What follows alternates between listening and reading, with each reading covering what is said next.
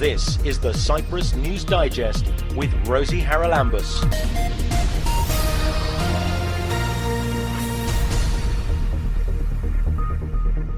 Coming up on this week's programme, we talk to the Transport Minister about faulty airbags.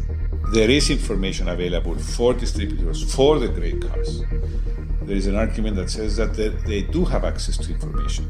They do know which non-European cars in Cyprus have been recalled, and they should have informed the owners.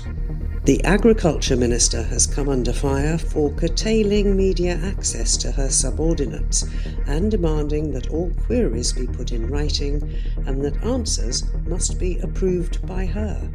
It's unacceptable, and both the Union of Journalists and the Media Ethics Committee issued an announcement against her for that. And Sistema Cyprus prepares for its next concert. It's not strictly Christmas concert. Maybe there will be some Christmas flavor in it, but the program is focusing on many different cultures, including some classical music. There's been an issue, if you read the local press, about airbags that have been recalled, but apparently quite a lot of them are still in cars on our roads. And there are a couple of cases of accidents, I think in one case a fatality, due to faulty airbags. Our Minister of Transport has been addressing this, and I asked him what the plans are to ensure the safety of people who are driving these cars. Okay, we need to put things into two categories. The one is for all cars that have been imported from the European Union, there is a recall process that has been applied and is being applied, whereby the manufacturing company, who have the ultimate responsibility to keep the car in a good condition, once they are aware of a recall, they notify their local distributors, and the distributor notifies the owner of the car, who is asked to bring it in for the recall to take place.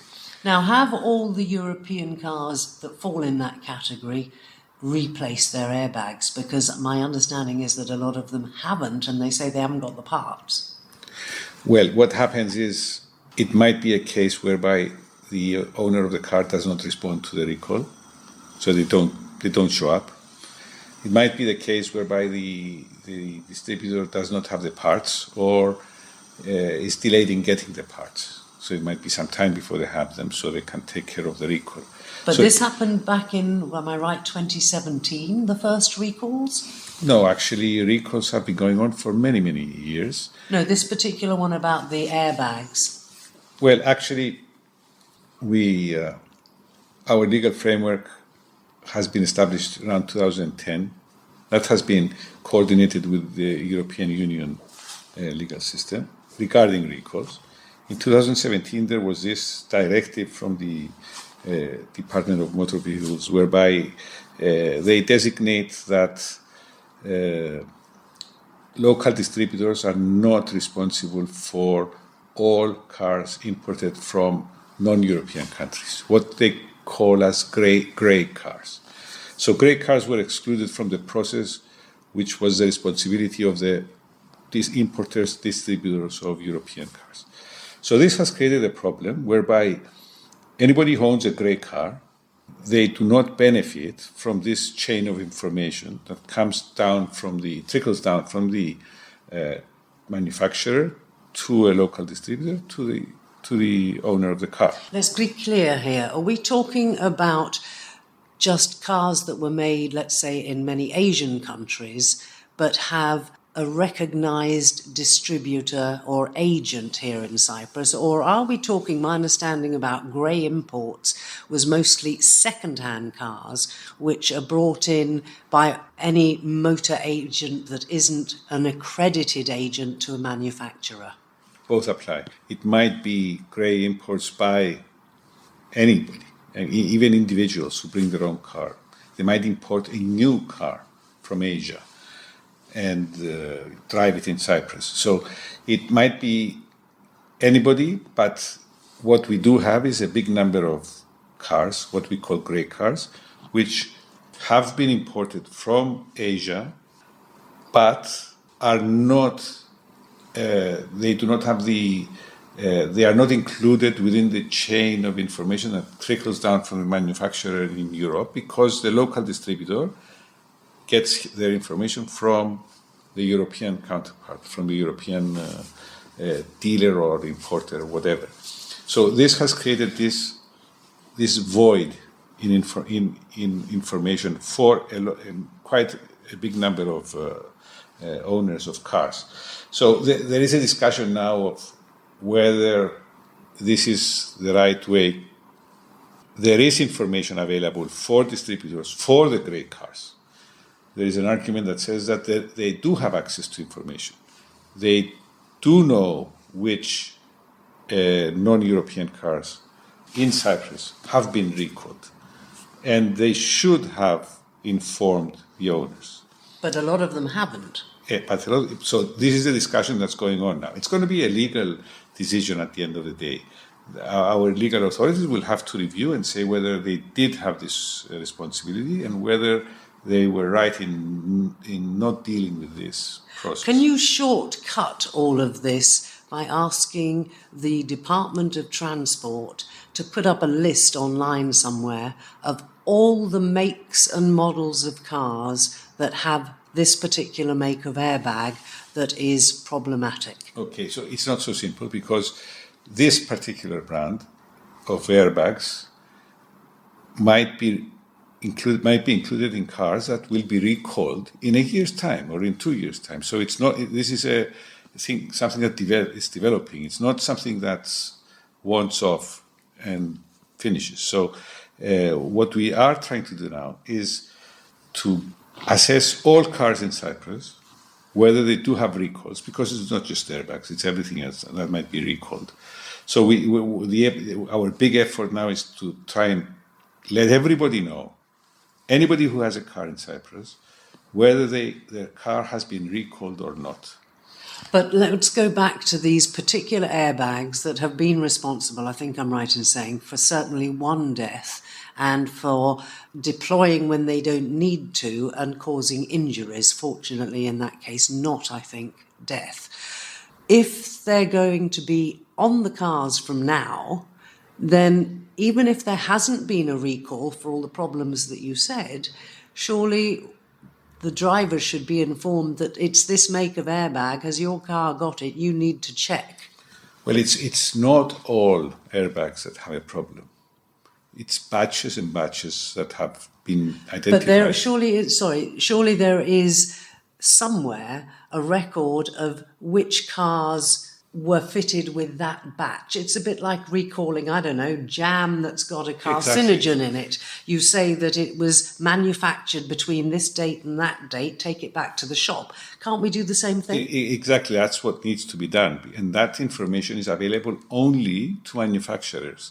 And that's why they have the responsibility to let the local dealers know, and the local dealers to inform the owners of the cars. So it's not information that's available to anybody else but the manufacturing company. Can't you get that information from the manufacturers? Well, what we have asked the local dealers is exactly that, to be informed for all cars in Cyprus whether they have been recalled or not.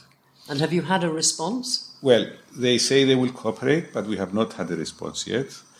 We are giving them a few days to I think they gave them a deadline on the 29th of November to respond to this. We had a meeting with them yesterday, and they said they will be cooperating and they will be providing us with information, and we are quite anxious to get that so we can pass it on to the owners of the cars. Okay, but you're doing that through the local agents of the car makers. If they don't come through by the 29th, are you going to be able to go direct to the parent company and say, we need a list of every single recall now? Yes, that's exactly what we're going to do. We believe that going through the local distributors is the fastest way. That's why we went through them. If they do not cooperate with us, we'll go directly to the mother company. and let them know that we have these cars, and we will give them a list of all the cars in Cyprus of that brand, and we will ask them to give us information about that. I like the fact that you think it's going to be quicker to contact the local agents than the parent company. There is this theory that they have all the information. There is this theory. But they have to answer your emails. Yes, exactly. That is a huge problem, I think, in Cyprus, Alex. Well, they have promised to cooperate.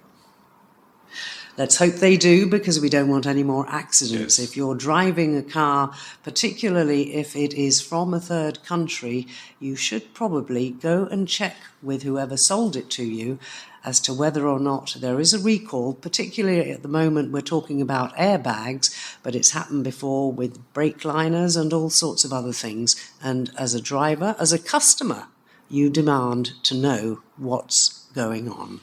We've been talking to our Transport Minister, Alexis Vafiades. Alexis, thanks for your time. Thank you so much. This looks like a story that could rumble on for quite a while. Earlier this week, Parliament passed a bill which will allow the Transport Minister to issue decrees recalling defective vehicles. He's expected to issue the first such decree around early February. But a problem remains. There's a huge number of vehicles on our roads with Takata airbags, and while many are grey second-hand imports, a large number are vehicles sold new by accredited manufacturer agents, some of whom are charging their customers just to check if the airbag is faulty, and then charging again to replace the faulty part. That is, if it's available. Although the issue has been known for almost 2 years, some owners of vehicles whose identification number appears on lists of vehicles that should be checked tell me that their agent told them months ago that the airbag would be replaced at the next service. But when the vehicle went in, they were told that the required parts aren't yet available. Get in touch with the Cyprus News Digest by emailing cyprusnewsdigest@gmail.com. This is the Cyprus News Digest with Rosie Haralambous. The biggest achievement of Crime Stoppers has been the ability of the public to be able to give information about crime anonymously. There's no way I could have kept prostituting without the drugs. There's no way I could have had my body used like a public toilet, because that's actually what prostitution is. And then the fourth series I started 3 days after I'd won the Oscar, so the whole of the Monarch of the Glen experience was all interplatted with the Gosford Park Oscar experience. I was working with Ronnie James Dio, and David was going to reform Whitesnake in 2003. Cyprus was chosen because Cyprus is a stable, peaceful and secure place. We have to really look closely. What are we doing with children? What are we doing with adolescents? And what are we doing with adults that can help them move into a more literate situation? The ones that I'm proudest of are the ones that were true discoveries, where we found something we didn't know existed.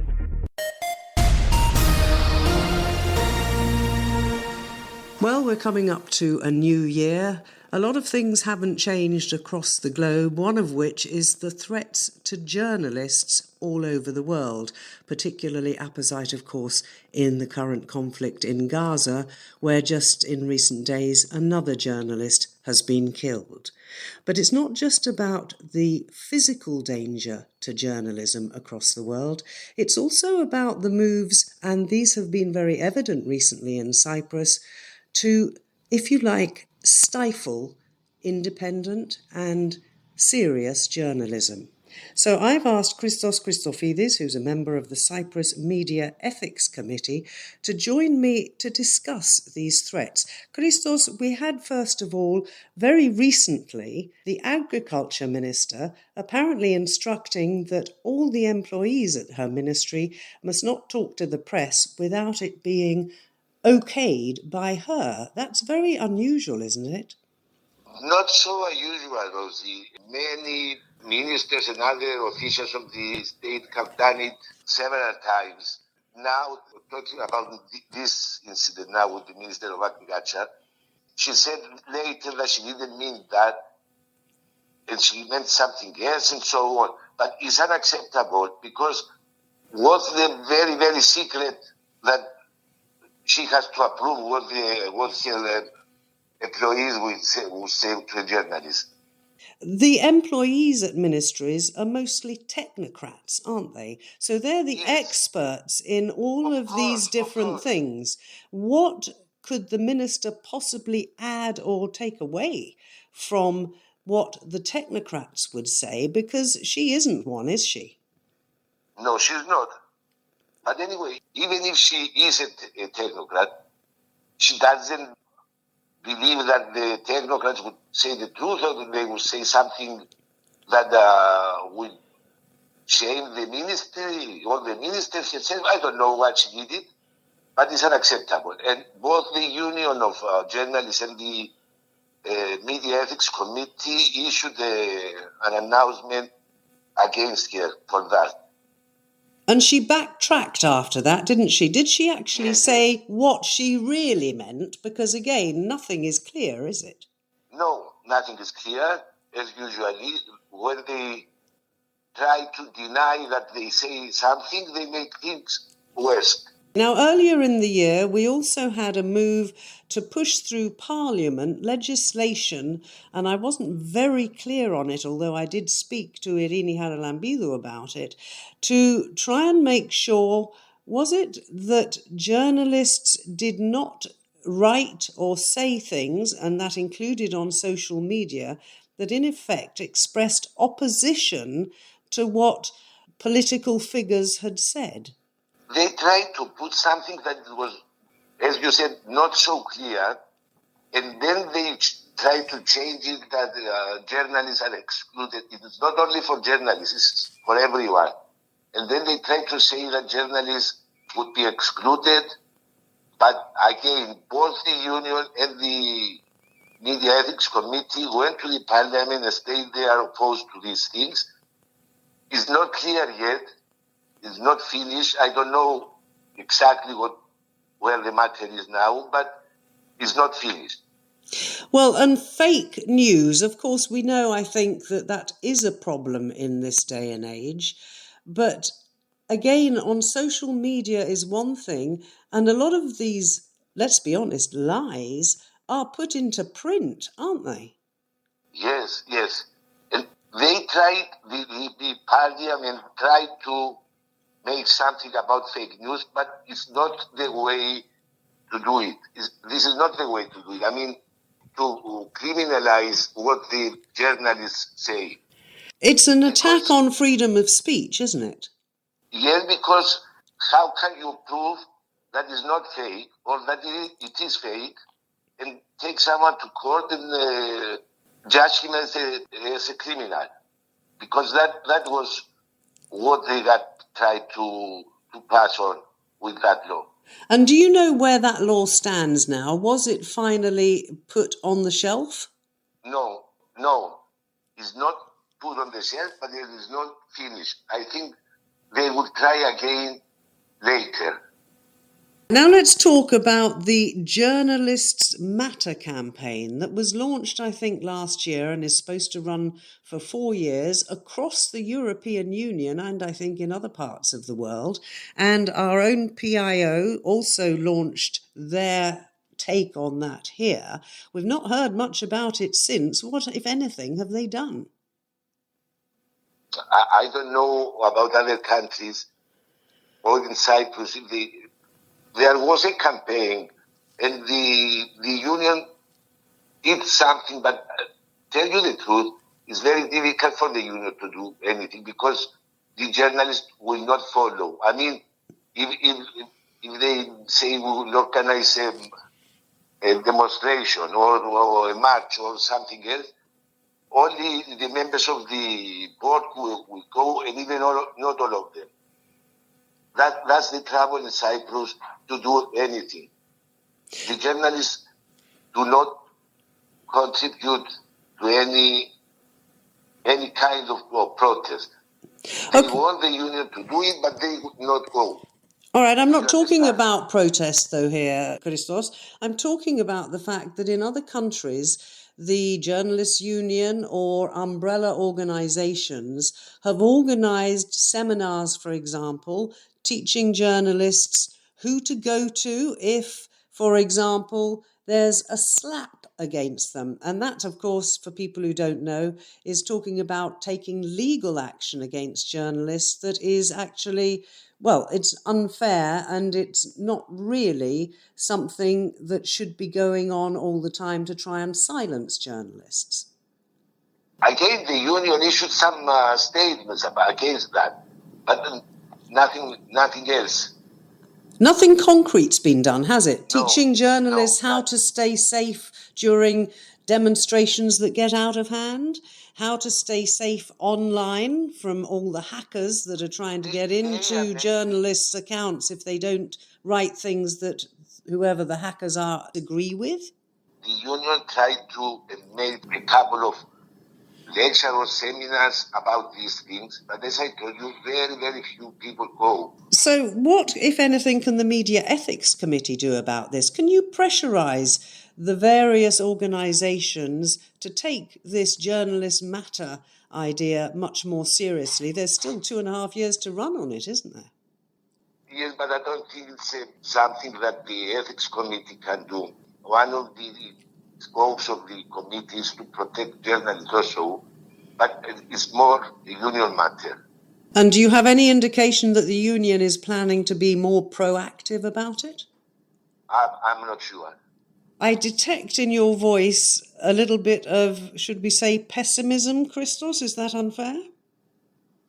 You can say that, yes. Yes, because things, you live in Cyprus, you know the Cypriots, you know the situation here. For everything we try to protest, not only for journalism, but generally. It's only a few of us that go to the protest, to the demonstration. It's very, very unusual to have a mass gathering. So there doesn't look as if there's much that we can do about it. Do you think we can rely on our MPs to make sure that free journalism is protected? Oh, I don't know if you can rely on the members of the parliament, because some is from members of the parliament that the criminalization of the what do you write came. It's not all of them, of course. No, it's not. But there are quite a few of them who, if they don't like what's written in the press or said on television or radio, come immediately back to try and curtail the freedom to that expression. Yes. They are also trying to renew the law about the press. And both this, the union and the committee were part of the discussion. You cannot imagine how many times they changed what they were suggesting about the law. And then again, this is on the shelf again. Well, let's hope it stays on the shelf for a little bit longer, because it is a huge threat to journalists and the work that they are obliged as well as entitled to do. Christos, many thanks for your time. That's Christos Christofidis, member of the Cyprus Media Ethics Committee. Thank you. Thank you. Keep up to date with events in Cyprus and around the world with the Cyprus News Digest. On Monday, once again, we have a concert given by Sistema Cyprus. And to tell us all about it at this festive time of year, we welcome Tassos Kyriakou. He's one of the teaching artists at Sistema and the project manager. Tassos, thanks for joining us. So, busy time of year for all people, I think, doing concerts. Tell us about your concert coming up on Monday at the Strovolos Municipal Theatre. Hello, and thank you for having me. So, of course, December is a very busy month. There's plenty of concerts, as you mentioned. Our concert is happening on Monday at 7 o'clock in Strovolos Theatre, and it's called Wanderlust. We are glad to have with us, besides our amazing team of Sistema Cyprus kids from Nicosia and from Larnaca, we also have 15 students from Sistema Greece that arrived yesterday in the country and are now very busy with our kids having rehearsals and preparing for the concert on Monday. It's great that you can get together with other Sistema children, and I know in the past you've done things online, but it makes a huge difference, doesn't it, when they are here in person? Yes, absolutely. So as an organization, we have been collaborating with other Sistema from different countries, such as Sistema Greece and Sistema Genação from Portugal, and having the ability to accommodate some of the kids in Cyprus or have this exchange in person with our students is definitely a great opportunity for the kids of both organizations to get to know each other, exchange experiences, and also share their musical work together. So what's on the menu, as it were, for Monday's concert? How did you choose the programme? So the program was chosen based on the needs and the development that we want for our kids. It was decided by our artistic director, Santiago Salzate, in collaboration with the artistic director of El Sistema Greece, Zoe Zeniodi, and the conductor of El Sistema Greece, Kyriaki Koundouri, who will also be present in the concert, conducting some of the pieces of the repertoire.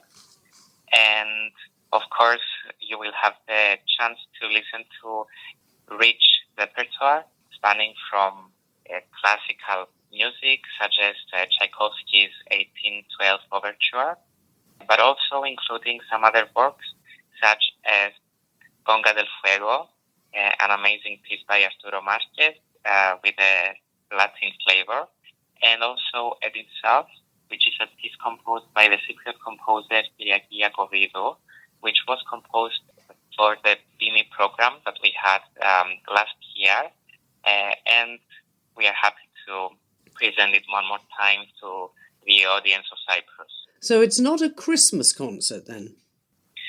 It's not strictly a Christmas concert. Maybe there will be some Christmas flavor in it, but the program is focusing on many different cultures and eras, as I mentioned before, including some classical music, but also not strictly focusing on Christmas music. No. Okay, and the tickets are €6, I think. Where can people get hold of them? Are they being sold on the door or should they be bought beforehand? So the tickets are €6, and people will be able to find them on sold-out tickets on their website or go to Stephanie's shops anywhere in Cyprus. They might be able to get it in the door, but we recommend, in any case, to get your tickets in advance to make sure that you get your ticket on time in case of a sold out. Okay, can you give us the URL for your website so people can find all the details there? Yes, absolutely. So our website is www.sistemacyprus.com. You can find information about our concerts there and on our social media on Instagram and Facebook. Lovely. Enjoy Christmas. Enjoy the concert on Monday. Tassos Kyriakou, teaching artist and project manager of Sistema Cyprus. Many thanks for joining me. Merry Christmas. Thank you very much.